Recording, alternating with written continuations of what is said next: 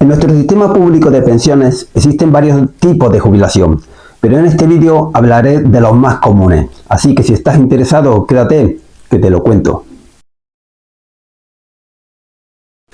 La primera de ellas, y la más común, es la jubilación ordinaria, en la que se reconoce a los trabajadores que han cotizado al menos 15 años en nuestro país. ¿Pero a qué edad se reconoce? Mirad, para 2025 aquellos trabajadores que han cotizado más de 38 años y 3 meses de cotización podrán jubilarse a los 65 años. Aquellos trabajadores que no hayan alcanzado esos años de cotización, su jubilación ordinaria será a los 66 años y 8 meses. ¿Tienes periodos superpuestos en tu vida laboral? ¿Quieres saber cómo te repercute eso en las prestaciones? Veréis, cuando un trabajador compagina varios trabajos, podemos hablar de dos situaciones bien diferenciadas: pluriempleo y pluriactividad. El pluriempleo se da cuando un trabajador cotiza en dos empresas distintas o en dos actividades distintas, pero siempre dentro de un mismo régimen de la Seguridad Social. En este caso, las bases de cotización se sumarán teniendo siempre en cuenta que no pueden ser inferiores a la base mínima de cotización ni superior a la base máxima de cotización. Por el contrario, se entiende como pluriactividad cuando un trabajador cotiza en dos regímenes distintos, por ejemplo en el régimen general y en el régimen de autónomos. En este caso se puede generar dos prestaciones, una por cada régimen, pero siempre y cuando se reúnan los requisitos por separado en cada uno de ellos. En el supuesto de que solo se genere una prestación, en ese caso sí se sumarán las bases de cotización. Por eso hay trabajadores en los que cuando piden su informe de vida laboral le aparecen periodos superpuestos, porque inicialmente en el informe le aparece como sumados, pero luego al final esos periodos superpuestos se le resta y al final sale el periodo realmente que ha cotizado a lo largo de su vida laboral. Y eso es debido a que los periodos superpuestos no aumentan nuestro periodo de cotización. Un día solo se puede cotizar por un día, lo mismo que por un mes solo se puede cotizar 30 días. Lo que sí aumentará es nuestra base de cotización, que en definitiva es la que se tiene en cuenta para el cálculo de las prestaciones. ¿Tienes o has tenido un contrato a tiempo parcial? ¿Quieres saber cómo te afecta eso a las prestaciones? Hace unos años, cuando un trabajador trabajaba a tiempo parcial, por ejemplo a media jornada, un mes cotizado equivalía solamente a 15 días de cotización. Eso impedía que muchos trabajadores pudieran tener derecho a la jubilación, ya que, como se sabe, en España se necesita tener al menos 15 años de cotización. Y si un trabajador había estado toda su vida a media jornada, pues se le exigía tener 30 años de cotización. Pues bien, eso ha cambiado con el Real Decreto 2/2023, que establece que a partir de octubre de 2023, que es cuando entra en vigor este Real Decreto, el tiempo parcial se equiparará al tiempo completo en cuanto al periodo de cotización, independientemente de cuánto sea el tipo de contrato y la jornada realizada. Pues bien, esto está permitiendo que muchos trabajadores puedan tener acceso a las prestaciones. Sin embargo, la norma tiene un pequeño detalle, cuando habla de que la equiparación se considerará solamente a efectos del periodo de cotización. ¿Y eso qué significa? Eso significa que la jornada que realices se considerará a jornada completa, pero tu base de cotización es la base por la que realmente cotizas. Y por tanto, si tu base de cotización es pequeña, tu prestación también será pequeña. Ya que, como dije en un vídeo anterior, para calcular la pensión de jubilación se tiene en cuenta no solo el periodo que hemos cotizado, sino también la base por la que hemos cotizado. Por tanto, si tu base es pequeña, por muchos años que hayas cotizado, tu prestación será pequeña. Y con respecto a la jornada a tiempo parcial, también me habéis preguntado que si las cotizaciones que hicimos a tiempo parcial hace muchos años serán consideradas jornada completa el día de mañana cuando nos jubilemos. Y la respuesta es que sí, porque independientemente de cuando hayamos realizado las cotizaciones, la norma habla que las prestaciones se resolverán con los criterios que vienen aprobados en el Real Decreto 2/2023. Las lagunas de cotización son periodos que a lo largo de nuestra vida laboral no hemos tenido cotización. Eso se puede deber a que hemos podido estar desempleados y no cobrando prestación por desempleo, o bien no hemos pedido un descanso para el cuidado de un familiar. También se puede deber a que hemos cotizado por debajo de la base mínima de cotización, bien porque hemos tenido un contrato a tiempo parcial o bien porque no hemos estado de alta todos los días del mes. ¿Y cómo afectan las lagunas de cotización en nuestra pensión? Estos vacíos de cotización pueden afectar negativamente en el importe de nuestra pensión. Porque, por ejemplo, para una pensión de jubilación tenemos en cuenta los últimos 25 años de cotización. Es decir, calculamos el importe de la jubilación con la media de las últimas 300 bases de cotización. ¿Y qué ocurre si en esos últimos 25 años hemos tenido lagunas de cotización? En esos supuestos cuando aplicamos la integración de lagunas. Es decir, en esos vacíos de cotización se rellenan de la siguiente manera. Las primeras 48 mensualidades se rellenarán con la base mínima de cotización de ese año en concreto. Y las siguientes se rellenarán solo con el 50% de la base mínima de cotización. ¿Y a todos los colectivos y a todos los regímenes se le aplica la misma integración de laguna? Pues no. Al régimen general esta mejora se le aplicaba desde hace muchísimo tiempo. Al régimen de empleado de hogar se le ha empezado a integrar laguna desde enero de 2024 y al colectivo de autónomos desde marzo de 2023 se le integran laguna, pero solo con un importe de 960 euros y solo durante los 6 meses siguientes a un cese de actividad. Luego está la jubilación anticipada, aquella que se reconoce al trabajador antes de su edad ordinaria de jubilación. Esta modalidad puede ser voluntaria o involuntaria, pero en ambos casos se le aplican coeficientes reductores. Lo primero que debemos saber es cuál es nuestra fecha ordinaria de jubilación, es decir, a qué edad podemos jubilarnos. Mira, en 2024, un trabajador con más de 38 años cotizados puede jubilarse. Su edad ordinaria de jubilación son los 65 años. Si no tiene esos 38 años cotizados, su edad ordinaria serían los 66 años y 6 meses. Esa edad va aumentando hasta que en 2027 su edad ordinaria de jubilación serían los 67 años de edad. Pues bien, una vez que sabemos cuál es nuestra edad ordinaria de jubilación, en función de los años cotizados, ya podemos hablar de la jubilación anticipada. Por un lado tenemos la jubilación anticipada involuntaria. Esta modalidad podemos solicitarla 4 años antes de nuestra edad ordinaria de jubilación. Se requiere tener al menos 33 años cotizados, llevar 6 meses como demandante de empleo y que el cese en el trabajo se haya producido por alguna de las causas contempladas en el artículo 207 de la Ley General de Seguridad Social. Luego tenemos la jubilación anticipada voluntaria. Esta modalidad se puede solicitar 2 años antes de nuestra edad ordinaria de jubilación. Se requiere tener 35 años cotizados y que el importe de nuestra pensión resultante sea superior a la pensión mínima de mayor de 65 años que nos correspondería en función de nuestra situación familiar. 2 cuestiones más que debes saber. Tanto para la jubilación anticipada como para la involuntaria sirve el servicio militar para alcanzar el periodo mínimo de años cotizados, y también debes saber que tanto a una como a otra se le aplican coeficientes reductores, es decir, ambas tienen una penalización. Y además de estas 2 modalidades de jubilación anticipada existen otras como pueden ser la jubilación parcial, la anticipada por razón de actividad, la jubilación anticipada para personas con discapacidad. Mira, para saber cuándo un trabajador puede acogerse a una jubilación anticipada o a una jubilación parcial, lo primero que debemos conocer es cuál es su edad ordinaria de jubilación. Y como ya hemos explicado en varias ocasiones, la edad ordinaria de jubilación depende de los años que hayamos cotizado a lo largo de nuestra vida laboral. Pues para calcular cuál es la edad en la que podemos solicitar la jubilación anticipada o la jubilación parcial es cuando entran en juego las llamadas cotizaciones en la sombra.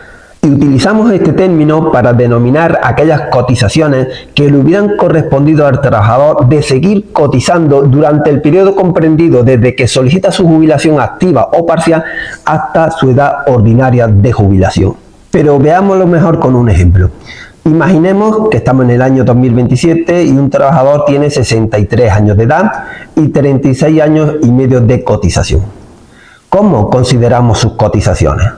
Por un lado, las cotizaciones actuales y reales que tiene, los 36 años y medio. Y ahora después consideramos las cotizaciones en la sombra, es decir, desde los 63 que pide su jubilación anticipada hasta los 65. Esos son 2 años de cotización en la sombra. Por tanto, sumamos todo y nos da 38 años y medio de cotización. Con esos años el trabajador podría jubilarse de manera ordinaria a los 65 años. Como la jubilación anticipada podemos pedirla 2 años antes, pues podría solicitar su jubilación anticipada a los 63 años de edad. Y esto mismo se aplica también para la jubilación parcial. En el supuesto de que solicitemos la jubilación parcial 3 años antes, pues se nos considerarán 3 años de cotización en la sombra. Como he comentado en varias ocasiones, la edad ordinaria de jubilación depende de los años que hayamos cotizado. Sin embargo, esta edad puede verse reducida por la aplicación de coeficientes reductores en determinados supuestos. Hoy abordaremos la jubilación anticipada para trabajadores con discapacidad. Mira, las personas con cierta discapacidad suelen tenerlo muy difícil para extender su vida laboral hasta la edad ordinaria de jubilación. Por eso la normativa contempla ciertos supuestos, ciertos casos para estos colectivos para acceder a la jubilación anticipada.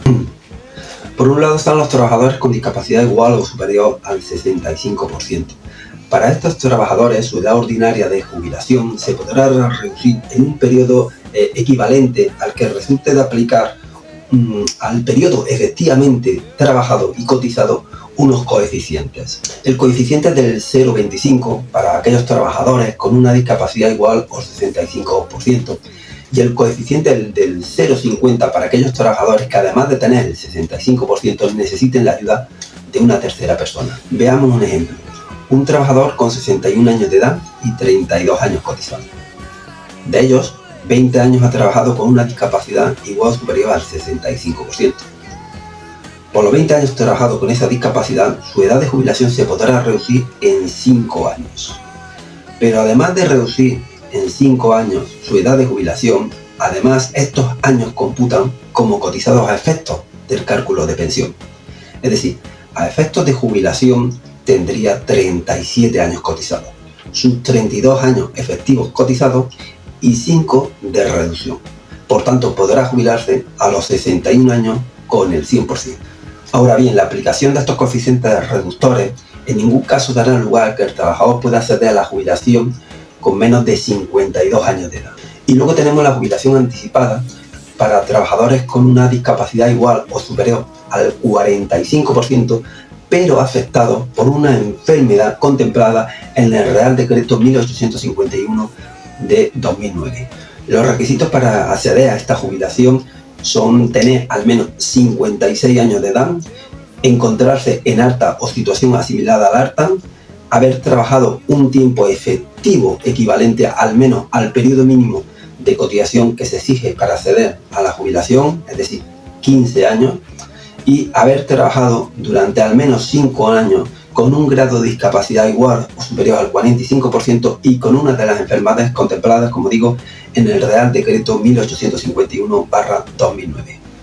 En este caso, igualmente, el periodo que resulte de ver reducida su edad de jubilación se computará como tiempo efectivo a efectos del cálculo de su jubilación. La jubilación parcial es aquella modalidad de jubilación que se inicia cuando el trabajador tiene como mínimo 60 años de edad, y es cuando el trabajador convierte su contrato a jornada completa a tiempo parcial y cobra su pensión de jubilación por el resto de jornada. Ojo, cuando alcances tu edad ordinaria de jubilación debes solicitar tu jubilación plena. Para tener derecho a la jubilación parcial hay que cumplir una serie de requisitos. Primer requisito, haber cumplido una edad inferior en al menos 3 años a nuestra edad ordinaria de jubilación. Por tanto, lo primero que debemos saber es cuál es nuestra edad ordinaria de jubilación, o 65 o 67, dependiendo de los años cotizados que tengamos. Y a partir de ahí podríamos adelantar y acogernos a la jubilación parcial como máximo 3 años antes. Segundo requisito, tener al menos cotizados 33 años de cotización. Para personas con discapacidad igual o superior al 33% se exige haber cotizado al menos 25 años. Tercer requisito, acreditar en la empresa una antigüedad al menos de 6 años inmediatamente anteriores a la fecha de la jubilación parcial. Cuarto requisito, que la reducción de la jornada laboral esté comprendida entre un 25% y un 75%. Ojo, ahora bien, Si adelantas la jubilación parcial 3 años antes, durante el primer año la reducción de jornada solo puede ser entre un 25 y un 33%. A partir de ese segundo año ya podrás acogerte a las reducciones establecidas anteriormente del 25 y 75%. Quinto requisito, debe existir correspondencia de bases entre la cotización del trabajador relevista y la del jubilado parcial. Sexto requisito, el contrato de relevo que se firme debe ser indefinido y a tiempo completo y debe mantenerse al menos durante 2 años más a la extinción de la jubilación parcial. Dos cuestiones más que deberías conocer. Independientemente de la reducción laboral que se establezca, tanto la empresa como el trabajador jubilado parcialmente deberán seguir cotizando por como si estuvieras trabajando a jornada completa. Es decir, se reduce la jornada laboral, pero se cotiza por el 100%. Y la segunda cuestión es que estas modificaciones entran en vigor a partir del 1 de abril de 2025. Mira, la industria manufacturera es aquella que se dedica a convertir la materia prima en productos elaborados o semielaborados y que finalmente son destinados al mercado. Pues bien, los trabajadores de esta industria pueden acogerse a la jubilación parcial con 61 años siempre que realicen directamente funciones que requieran un alto grado de atención en las tareas de fabricación, elaboración o transformación, así como las de montaje, puesta en funcionamiento, mantenimiento y reparación. La particularidad principal es que se pueden jubilar con 61 años, ya que el resto de requisitos son prácticamente los mismos que para el resto de trabajadores. Es decir, tener 33 años cotizados, 25 en el caso de personas con discapacidad, 6 años de antigüedad en la empresa y que se realice un contrato de relevo. La parcialidad del jubilado puede oscilar entre un 25% y un 80% y además se le exige a la empresa que el 75% de sus trabajadores tengan un contrato indefinido. Esta modalidad de jubilación parcial para la industria manufacturera terminaba a finales del año pasado, pero a raíz de la aprobación del Real Decreto Ley 11/2024 se ha prorrogado hasta el 31 de diciembre de 2029. La jubilación parcial tiene importantes ventajas para los trabajadores, pero serios inconvenientes para las empresas. Mira, una de las posibilidades que tienen los trabajadores para poder adelantar, aunque sea de manera parcial, su retiro laboral es acogerse a la jubilación parcial a una edad inferior a la ordinaria. Sin embargo, esta opción no es un derecho como tal, ya que el trabajador, para poderse acoger a ella, no puede hacerlo de manera unilateral, ya que es necesario que la empresa concierte un contrato de relevo con un trabajador. Y ahí radica el problema. Para esta modalidad, las empresas deben firmar un contrato de relevo de carácter indefinido y a jornada completa y mantenerlo al menos durante 2 años a la extinción de la jubilación parcial. Pero es que además, con independencia de la reducción de la jornada laboral que tenga el jubilado parcial, tanto la empresa como él deben cotizar por la base de cotización como si estuviera a jornada completa. Es decir, la empresa debe cotizar al 100% tanto del trabajador relevista como del jubilado parcial. Por tanto, si la empresa no quiere o no puede asumir esos costes, este trabajador no podrá acogerse a la jubilación parcial. Y la pregunta es clara: ¿qué beneficios o incentivos tienen las empresas para hacer esto? Ninguna, al contrario, más bien esto le supone un coste extra. Por tanto, ¿no sería conveniente que en esta modalidad de jubilación las empresas tuvieran unas bonificaciones de cotización, al menos por el jubilado parcial? El pasado 1 de abril entró en vigor el Real Decreto Ley 11/2024 que mejora la compatibilidad entre la pensión de jubilación y el trabajo. Y en ese Real Decreto se modifica la jubilación parcial, permitiendo adelantarla 3 años antes de la edad ordinaria de jubilación y extendiendo esta posibilidad a los empleados públicos. Sin embargo, me están llegando muchas consultas sobre las dificultades que tiene la administración para aplicar esta posibilidad. En este vídeo intentaré aclarar esta cuestión. Mira, hasta ahora el personal laboral de las administraciones públicas podían acogerse a este derecho porque la norma exigía a las empresas, tanto públicas como privadas, hacer un contrato de relevo con un trabajador a jornada completa o a tiempo parcial, pero solo hasta el cumplimiento de la edad ordinaria de jubilación del trabajador que se jubilaba parcialmente. Sin embargo, el Real Decreto Ley 11/2024 modifica esta cuestión y establece que a partir de abril los contratos de relevo que se firmen deben ser de carácter indefinido a tiempo completo y deberán mantenerse al menos durante 2 años posteriores a la extinción de la jubilación parcial. Y ahí está el matiz precisamente, en que los contratos deben ser indefinidos y para este tipo de contratos las administraciones deben convocar procesos selectivos que garanticen los principios de publicidad, igualdad, mérito y capacidad. ¿Y qué está planteando el Ministerio de Función Pública en el ámbito de la Administración General del Estado? Pues para asegurar este derecho entre los empleados públicos de la Administración General del Estado, el Ministerio está pensando en aprobar una tasa adicional de empleo público que no computará sobre el porcentaje de la tasa de reposición.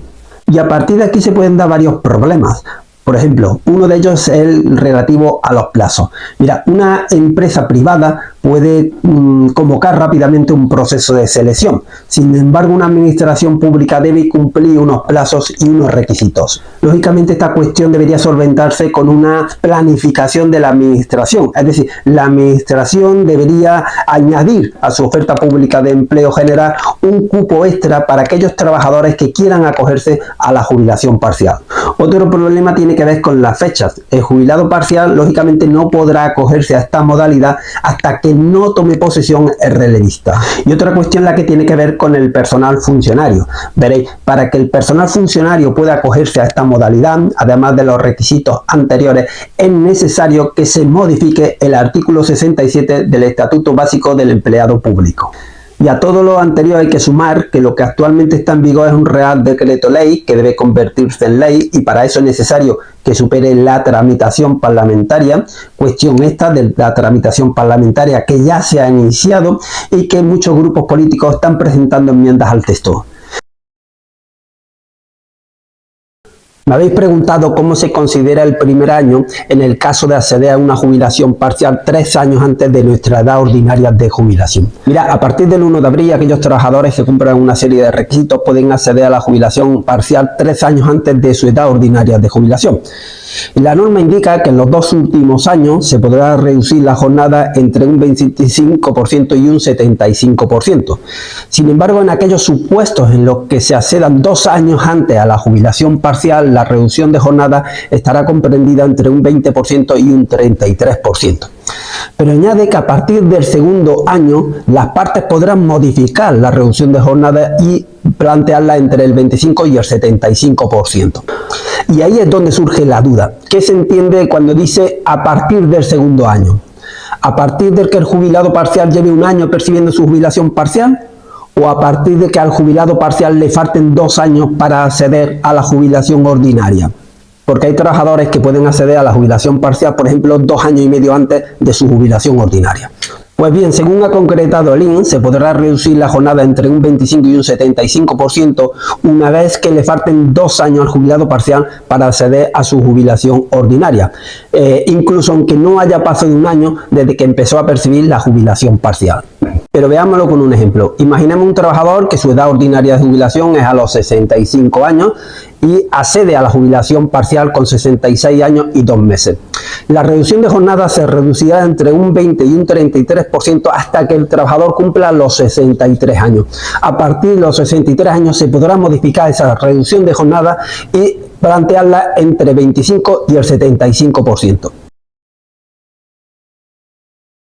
La jubilación activa se produce cuando un pensionista que ya tiene reconocida su pensión de jubilación y viene cobrándola habitualmente y ha transcurrido 1 año desde su reconocimiento, solicita la compatibilización de su pensión con un trabajo ya sea por cuenta propia o ajena.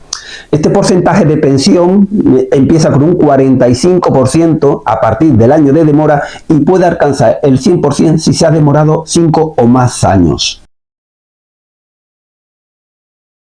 El Real Decreto Ley 11/2024 introduce unas importantes modificaciones con respecto a la jubilación activa. Mira, se entiende por jubilación activa la derivada de la posibilidad de compatibilizar el percibo de parte de pensión con la realización de un trabajo, ya sea por cuenta propia como por cuenta ajena.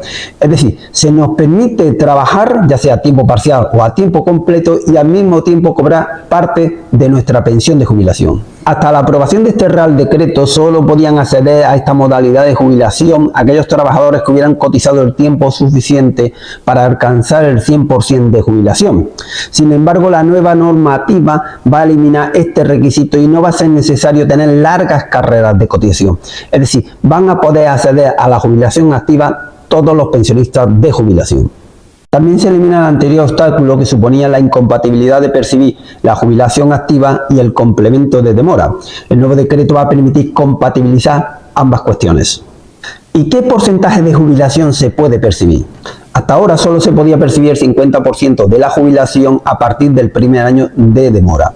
Sin embargo, la nueva normativa va a establecer un sistema progresivo en el que cada año que el pensionista continúe con la actividad irá aumentando ese porcentaje. Comenzará con un 45% a partir del primer año y podrá alcanzarse el 100% una vez que haya pasado 5 o más años. Y también es importante destacar que aunque el pensionista mantenga la actividad, se mantiene también la condición de pensionista a efectos de las prestaciones farmacéuticas.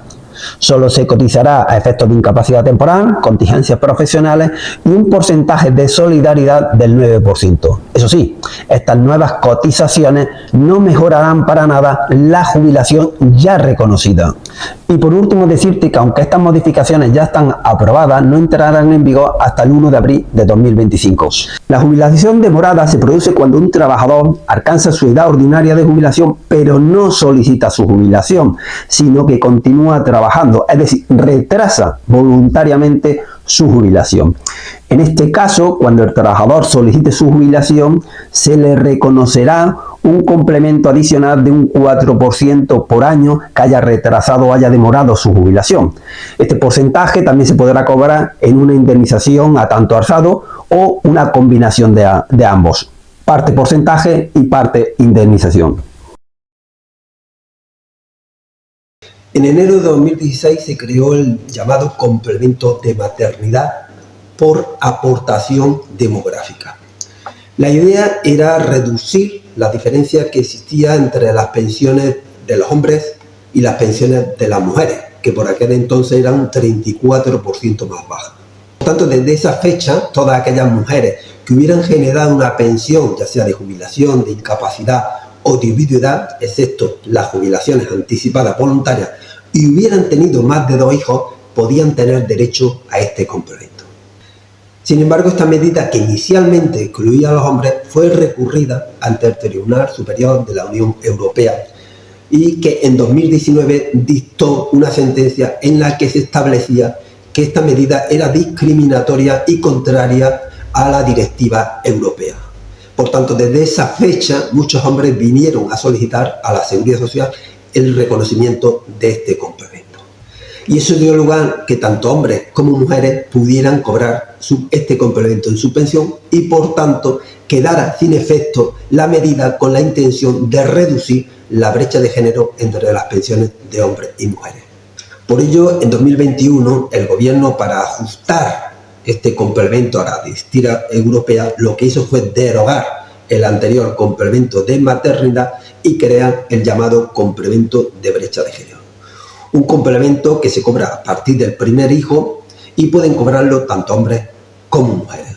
Pero puede cobrarlo aquel que haya visto reducidas sus cotizaciones como consecuencia del nacimiento de hijos. Es decir, que durante el nacimiento de su hijo hubiera tenido una laguna de cotización. En resumen, todas las pensiones causadas, generadas antes de 2016, no tienen derecho a estos complementos. Se solicite cuando se solicite. Las pensiones reconocidas entre 2016 y 2021, tanto hombres como mujeres pueden tener derecho al complemento de maternidad a partir del segundo hijo. Y a partir de 2021 se puede tener derecho al complemento de brecha de género a partir de un hijo, tanto hombres como mujeres, pero hay que demostrar, el hombre tiene que demostrar que durante el nacimiento de su hijo tuvo una laguna de cotización.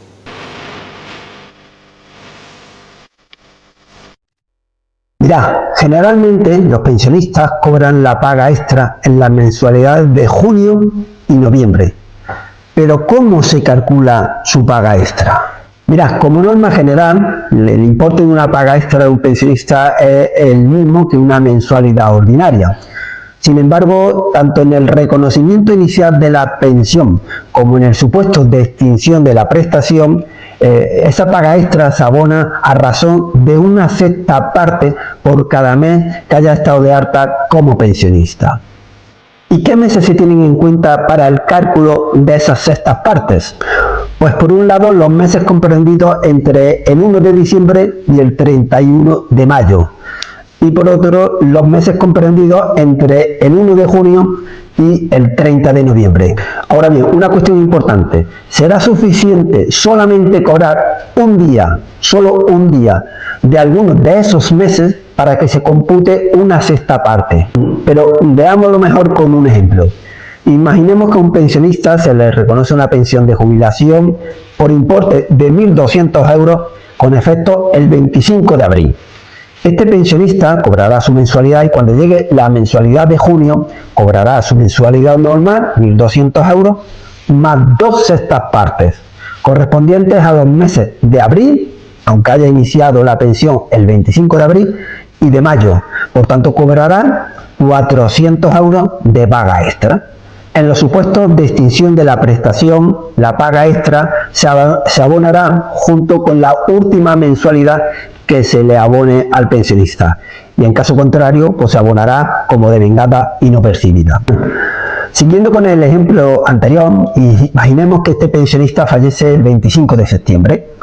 Pues en la mensualidad de septiembre a este pensionista le corresponderá sus 1.200 euros más luego 4 sextas partes correspondientes a los meses de junio, julio, agosto y septiembre. Por tanto, cobrará de paga extra 800 euros. Y un caso excepcional son las prestaciones derivadas de accidentes de trabajo y enfermedad profesional, ya que estas prestaciones se abonan en 12 mensualidades porque la paga extra está prorrateada en las mensualidades ordinarias. Mira, el informativo de jubilación nos da nuestro importe bruto de pensión en 14 pagas. Pero ¿cómo podemos saber qué IRPF se nos aplicará? Pues bien, para eso lo que tenemos que hacer es irnos a la página web de la agencia tributaria, donde encontraremos una herramienta que, rellenando nuestros datos económicos y nuestros datos personales, nos dirá qué porcentaje de IRPF se nos aplicaría en nuestra jubilación. Pero ojo, hay que tener en cuenta que el INS, al igual que cualquier otra empresa, inicialmente nos aplicará un IRPF teniendo en cuenta los ingresos que va desde el reconocimiento hasta final de año. De ahí que en muchas ocasiones, si por ejemplo nuestra pensión se reconoce en el mes de julio, no se nos aplique ningún tipo de IRPF, salvo que expresamente y voluntariamente así lo indiquemos. Ahora bien, al año siguiente, a principio de año, el INS ya sí nos aplicará el IRPF correcto, ya que él será el pagador en todo el ejercicio económico. ¿Quieres saber qué pensionistas están exentos de pagar la medicina y cuáles de ellos tienen que pagar la medicina? Pues quédate que te lo explico. Mira, fue en julio de 2012 cuando los pensionistas por primera vez en la historia comenzaron a pagar los gastos farmacéuticos. Solo se salvaron de ese copago farmacéutico los perceptores de las pensiones no contributivas, las personas que cobraban una renta de integración social, los parados sin prestación, los afectados por síndrome tóxico, algunos supuestos de personas con discapacidad y aquellas personas con tratamientos derivados de accidentes de trabajo y enfermedad profesional. Con la aprobación de los presupuestos generales de 2021, se amplió el grupo de personas exentas de pagar medicamentos. Y a los ya existentes se sumaron las siguientes personas. Se sumaron los perceptores de las prestaciones por hijo a cargo, los perceptores del ingreso mínimo vital, los menores con discapacidad superior al 33% y algunos pensionistas con rentas bajas, es decir, aquellos pensionistas que tenían menos de 5.635 euros anuales o que no alcanzaban los 11.200 euros anuales y estaban exentos de hacer la declaración de la renta. Por tanto, en la actualidad se mantiene el copago farmacéutico para una serie de pensionistas. Veamos cuáles. Pagarán un 10% de los medicamentos con un límite de 8,23 € mensuales aquellos pensionistas que tengan rentas superiores a 5.635 € y estén obligados a hacer la declaración de la renta. Igualmente pagarán un 10% de sus medicamentos con un límite máximo de 18,52 € mensuales aquellos pensionistas con rentas superiores a los 18.000 € anuales pero inferiores a los 100.000 € anuales. También pagarán este mismo importe aquellos pensionistas que superen los 11.200 € anuales y estén obligados a hacer la declaración de la renta. Y pagarán un 60% de los medicamentos con un máximo de 61,75 € mensuales aquellos pensionistas que tengan rentas superiores a 100.000 € anuales.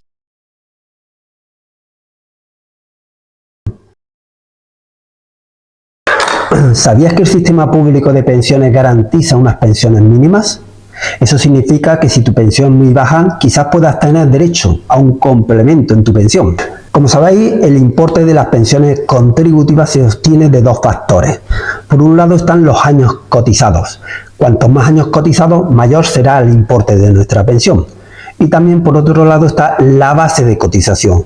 No es lo mismo cotizar por 1.200 € que por 3.000, por ejemplo. A mayor base, mayor será el importe de pensión. Sin embargo, hay personas que por distintas circunstancias, a lo largo de toda su vida laboral, hayan tenido lagunas de cotización. Es decir, se hayan podido quedar en desempleo, hayan pedido excedencia para el cuidado de un hijo o de un familiar mayor, hayan tenido dificultades a la hora de encontrar empleo, y todo eso ha podido provocar que su vida de cotización haya sido reducida y haya cotizado pocos años. También ha podido pasar que haya personas que, aunque hayan cotizado muchos años, lo hayan hecho a tiempo parcial. Y aunque ahora se considera como tiempo completo, su base de cotización ha podido ser pequeña. Pues bien, todas esas circunstancias han provocado que haya trabajadores que su pensión de jubilación esté por debajo de la pensión mínima establecida. ¿Y cuáles son las pensiones mínimas? Pues mira, en los presupuestos generales del Estado o en otra norma auxiliar, el gobierno aprueba todos los años un cuadro de pensiones mínimas, ya sean de jubilación, de incapacidad o de viudedad. Unas cuantías que dependen de la edad del beneficiario y de su situación familiar. Por tanto, aquellos pensionistas cuya cuantía de pensión esté por debajo de la pensión mínima establecida, podrán solicitar un complemento en su pensión siempre y cuando no superen un nivel de rentas establecido sin tener en cuenta el importe de su pensión. Es decir, si cobras una pensión de jubilación y eres mayor de 65 años y tu cónyuge no cobra ningún tipo de prestación, tu pensión podría incrementarse hasta alcanzar los 1.033 € mensuales, siempre y cuando los ingresos que tengáis, excluida vuestra pensión, sean inferiores a 10.430 € al año. Muchos pensionistas de incapacidad permanente me habéis preguntado qué pasará con vuestra pensión cuando llegue vuestra edad de jubilación. ¿Cobraréis dos pensiones, de incapacidad y de jubilación, o solamente cobraréis una? Como sabéis, la ley permite compatibilizar el percibo de la pensión de incapacidad permanente con la realización de una actividad laboral, ya sea por cuenta ajena o por cuenta propia. De hecho, son muchos pensionistas de incapacidad permanente que a día de hoy están trabajando. ¿Y para qué sirven esas cotizaciones? Pues mira, esas cotizaciones pueden dar derecho, por ejemplo, a una prestación contributiva por desempleo.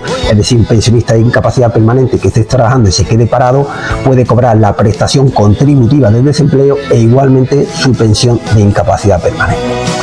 Y lo mismo sucede con la incapacidad permanente total, es decir, con las bajas médicas. Un pensionista de incapacidad permanente que esté trabajando y tenga una baja médica podrá percibir su pensión de incapacidad permanente y también su baja por incapacidad temporal. Pero ¿qué sucede cuando llega el momento de la jubilación? Pues en este sentido la ley es bastante clara y viene a decir que la pensión de incapacidad permanente es incompatible con otro tipo de pensión causada por el mismo régimen y por el mismo beneficiario, debiendo de optar por una de ellas. Si tenemos reconocida una pensión de incapacidad permanente ocasionada por el régimen general y después hemos ido trabajando también al régimen general, la Seguridad Social calculará nuestra jubilación sin tener en cuenta nuestra pensión de incapacidad. Es decir, cogerá las bases de cotización de los últimos 25 años y le aplicará el porcentaje en función de los años que hemos cotizado a lo largo de toda nuestra vida laboral, como si no hubiéramos tenido una pensión de incapacidad. A partir de ahí, sabiendo cuánto cobramos de incapacidad permanente y cuánto sería nuestra pensión de jubilación, la Seguridad Social nos reconocerá y nos pagará aquella de mayor cuantía. Pero ¿qué pasa, por ejemplo, si nuestra pensión de incapacidad se reconoció por el régimen de autónomos y después hemos trabajado en el régimen general? En ese caso, si con los trabajos realizados posterior al reconocimiento de nuestra incapacidad permanente hemos generado y hemos cotizado tiempo suficiente para generar una pensión de jubilación, es decir, hemos cotizado al menos 15 años, se podría generar una pensión de jubilación teniendo en cuenta exclusivamente estas cotizaciones, cobrar nuestra pensión de incapacidad y al mismo tiempo cobrar la pensión de jubilación por separado. Espero que esta información te haya sido de utilidad y ya sabes, cualquier duda o consulta puedes dejarla en los comentarios, y para estar informado de todo lo que tiene que ver con Seguridad Social no lo dudes, suscríbete a mi canal.